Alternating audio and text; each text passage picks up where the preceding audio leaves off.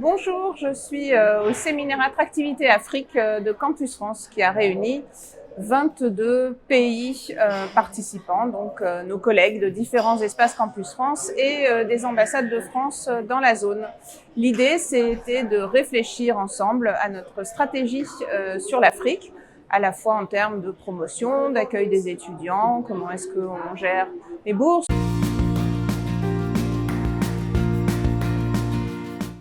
Nos regards sont tournés vers l'Afrique, un moment particulier parce que la mobilité étudiante africaine se développe, elle explose même dans certains pays.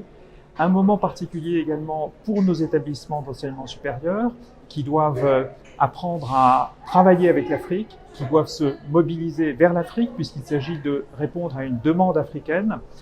Et puis c'est un moment très particulier aussi parce que les défis globaux, les défis sociétaux sont là. Et la science est là pour y répondre. Et l'Afrique se mobilise sur ces enjeux. L'Afrique creuse, approfondit sa compétence scientifique. Il faut que la France soit au rendez-vous de cette compétence, de ces talents africains.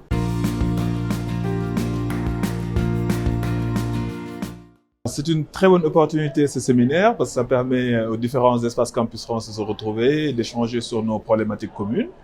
Et je trouve qu'aussi c'est une très bonne opportunité pour les responsables nouvellement arrivés en espace de voir quelles sont les problématiques rencontrées par ceux qui sont là depuis un certain temps et de s'inspirer des bonnes pratiques. Ça nous permet aussi de prendre un peu du recul sur notre activité au quotidien en tant que responsable d'espace. On voit bien qu'on a certes des enjeux différents selon le pays dans lequel on travaille, mais on a des problématiques aussi communes. Et donc c'est toujours intéressant aussi d'avoir cet échange de bonnes pratiques, voir comment surmonter les préoccupations qu'on peut avoir chacun à notre niveau, voir comment on peut dupliquer ou reproduire certaines pratiques qui fonctionnent. Aujourd'hui, la France est le premier pays d'accueil des étudiants d'Afrique subsaharienne, avec environ 92 000 étudiants.